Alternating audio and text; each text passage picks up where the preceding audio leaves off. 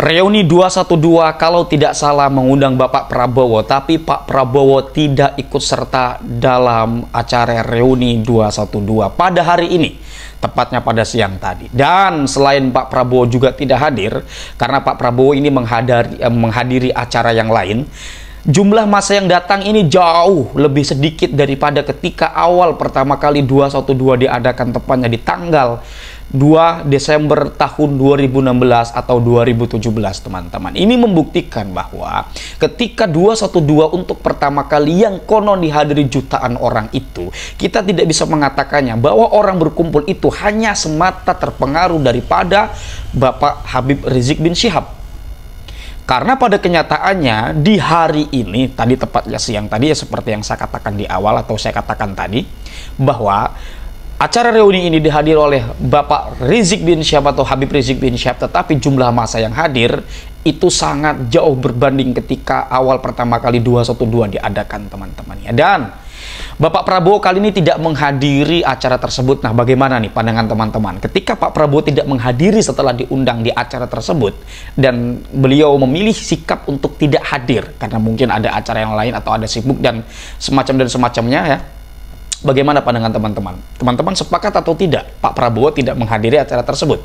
Silahkan letakkan di kolom komentar. Dan saya ingin menampilkan terlebih dahulu dari pandangan konten kreator, pandangan pengamat politik. Ya, saya anggap saja pengamat politik ya, karena beliau sering membuat konten kreator atau membuat konten-konten tentang bagaimana pergerakan politik. Ya, kita akan saksikan teman-teman di sini ya, silakan.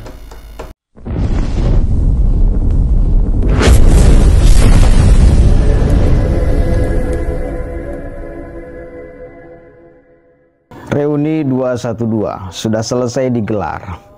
Kita nggak melihat kehadiran Pak Prabowo, presiden kita. Kemana beliau ya? Padahal mereka ngarep banget loh untuk Pak Presiden itu datang. Sudah banyak diomongkan oleh Hanif Olatos, juga diomongkan di podcast Untung tuh. Insya Allah, mudah-mudahan Pak Presiden ikut datang menghadiri Reuni Akbar 212. Ternyata nggak ada. Di sana kita lihat tadi ceramah Pak Rizik Syihab, masih menyerang Pak Jokowi, masih menyerang Gibran. Dan tahu apa agenda Pak Prabowo sekarang ketika tidak menghadiri Reuni 212? Beliau berkunjung ke Karawang, tambak ikan yang pernah didatangi oleh Pak Jokowi. Udah mulai main simbol nih Pak Prabowo. Itu untuk menjawab undangan dan cacian Rizik Syihab di atas panggung. Apa pesannya? Ente menyerang Pak Jokowi, ente menyerang wapres saya, ente memuji saya, emangnya saya akan ikut ente?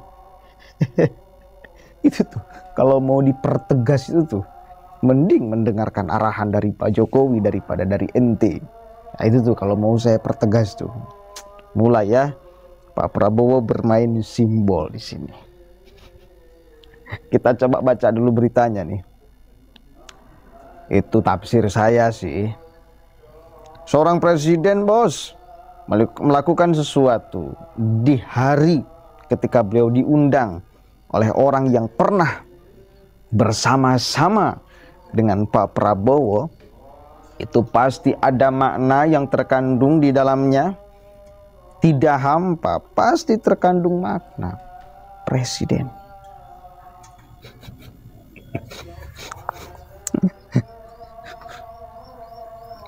diundang hadiri reuni PA 212. Prabowo kunjungi tambak ikan di Karawang yang pernah didatangi Jokowi. Di atas panggungnya kan ngamuk-ngamuk Rizik Syihab kepada Jokowi. Presiden RI Prabowo Subianto tidak hadir reuni PA 212 yang digelar di kawasan Monas, Jakarta Pusat pada hari Senin tadi pagi ya. Tadi subuh sih jam 3. Kemarin, Koordinator Lapangan Reuni Akbar 212, Buya M. Hussein mengatakan agenda tahunan PA 212 itu mengundang beberapa tokoh agama, masyarakat hingga pejabat negara, termasuk Presiden RI Prabowo Subianto. Insya Allah banyak tokoh yang kita undang, baik itu tokoh agama, tokoh masyarakat, dan pejabat. Untuk Presiden Prabowo juga telah kami undang. Prabowo tak hadir. Namun Buya Hussein mengatakan Presiden Prabowo Subianto tidak hadir dalam reuni PA22 sejak tadi pagi. Sampai acara berakhir, panitia tidak mendapat konfirmasi terkait ketidakhadiran Prabowo. Sampai detik ini tidak ada konfirmasi ke kita. Artinya kita sudah menyampaikan undangan tapi tidak ada konfirmasi. Kasihan betul. Mereka itu terus berharap agar Pak Prabowo membuka lebar-lebar dirinya, menghayap mereka. Maka di setiap panggung ceramah, ya, mau Bahar Smith, mau Hussein, mau Pak Rizik Syihab, dan yang lainnya, nggak berani kepada Pak Prabowo, masih ingin menjilat. Berharap satu kali lagi Prabowo kemudian menghayap mereka. Sini. Itu. Tapi enggak. Pak Presiden itu orang yang pintar, cerdas. Beliau tahu melepaskan diri dari mereka itu adalah yang terbaik. Karena terbukti ketika Pak Prabowo bersama mereka, ketika Pak Prabowo didukung habis oleh mereka, itu kalah terus di setiap momentum politik. Kan itu. Dan lagian, udahlah, gak mau saya lanjut. Apa manfaatnya?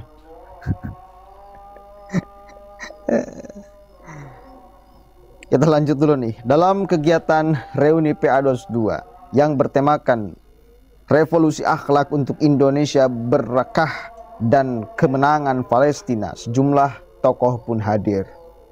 Revolusi akhlak yang harusnya di revolusi akhlak itu mereka terlebih dahulu. Banyak akhlak yang cacat dari mereka, itu revolusi dulu. Ente mau mendidik moral, akhlak, adab masyarakat menjadi baik, kalian di setiap momentum ceramah selalu menawarkan akhlak yang buruk. Apa hasilnya? Pengikut-pengikut Anda menjadi orang yang kehilangan adab dan akhlak. Menyelesaikan problem bukan pakai adab, pakai akhlak, tetapi pakai otot. Banyak yang seperti itu. Maka pertama-tama revolusi akhlak itu mesti dilakukan dari internal kalian. Benerin dulu akhlak. Nah, itu dia teman-teman, hal-hal yang disampaikan oleh Gus Rofiq ketika beliau menanggapi atau memberikan pandangan tentang bagaimana fenomena Pak Prabowo yang tak ikut hadir dalam acara reuni 212. Nah, selain daripada itu, dalam acara tersebut, acara 212 ini dihadiri oleh Bapak Habib Rizik bin Syihab. Tetapi jumlah massa yang hadir dalam acara tersebut tidak sebanyak ketika di tahun-tahun sebelumnya, atau ketika tahun 2016 dan tahun-tahun yang mendekati tahun itu. Apa dampak dan penyebab? Apakah ini juga ada pengaruh daripada kajian nasab Kiai Haji Imaduddin Osman Al-Bantani, sehingga masyarakat yang dulu ikut serta kepada Rizik bin Syihab menganggap bahwa itu sebagai zuriat Nabi, tetapi ketika ada tesis Kiai Imad yang mengatakan bahwa Mbak Alwi bukan keturunan Rasul, ini mempengaruhi elektabilitas atau eksistensi Habib Rizik bin Syihab? Ini tentu untuk kita interpretasikan akan menjadi hal yang menarik teman-teman, ya. Jadi akan, kalau kita kaji nih dalam pendekatan akademik, akan terdapat berbagai sisi yang kompleks, ya. Jadi dari kompleksitas itu diuraikan melalui berbagai sisi. Misalnya pengaruh kajian Kiai Imad terhadap gerakan politik yang dipelopori atau yang dikomandai oleh seorang Habib, ya. Karena boleh jadi ketika ada seorang katakanlah seorang Mbak Alwi, dalam hal ini katakanlah Habib Rizik bin Syihab, ini membuat gerakan-gerakan politik, ya, yang kemudian orang mengikuti gerakan Habib Rizik bin Syihab dikarenakan prasangka mereka terhadap Habib Rizik bin Syihab sebagai keturunan Rasul. Ketika ada kajian Kiai Imad bahwa dikatakan mereka bukan keturunan Rasul, apakah ini juga bisa kemudian mempengaruhi kepercayaan masyarakat terhadap Habib Rizik bin Syihab? Karena boleh jadi orang mengikuti Habib Rizik bin Syihab bukan karena ide dan gagasan yang telah dilakukan oleh Rizik bin Syihab, melainkan karena kepercayaan dirinya kepada Habib Rizik bin Syihab sebagai keturunan Nabi Muhammad SAW yang kemudian luntur ketika muncul kajian oleh Kiai Haji Imaduddin Utsman Al-Bantani yang berkesimpulan bahwa mereka bukan keturunan Rasul. Nah, itu apakah akan berpengaruh ya? Ini tentu akan menjadi hal yang sangat menarik untuk dikaji. Itu salah satu contoh, teman-teman. Hal-hal lain, Bapak Prabowo ini tidak menghadiri acara tersebut. Ini tentu menjadi pertanyaan. Mengapa Pak Prabowo ini tidak menghadiri acara 212 atau reuni 212? Tentu alasan yang tepat dan yang paling mengetahui tentang mengapa Pak Prabowo tidak hadir adalah Bapak Prabowo sendiri. Tetapi dari bagaimana sikap Pak Prabowo yang memilih untuk tidak hadir, kita bisa membaca dari kemungkinan-kemungkinan. Ya, misalnya Pak Prabowo tidak hadir begini-begini ya. Itu kemungkinan, teman-teman ya. Nah, silakan untuk kemungkinan-kemungkinan itu teman-teman bisa letakkan di dalam kolom komentar tentang mengapa Pak Prabowo ini tidak hadir dalam acara reuni tersebut. Ya, teman-teman. Dan apapun itu, kita tidak boleh membenci antara satu dengan yang lain. Kita boleh bertentangan dan berbeda pilihan dalam politik, dalam pandangan hidup, dan dalam apapun selagi itu masih bisa dalam pikiran, selagi itu masih bisa kita kaji dalam wilayah pikiran, teman-teman ya. Jadi silakan untuk berbeda, tetapi kita adalah warga Indonesia, kita adalah bangsa Indonesia, kita adalah orang yang telah sepakat dalam nuansa konvensional sebagai yang telah ber-NKRI.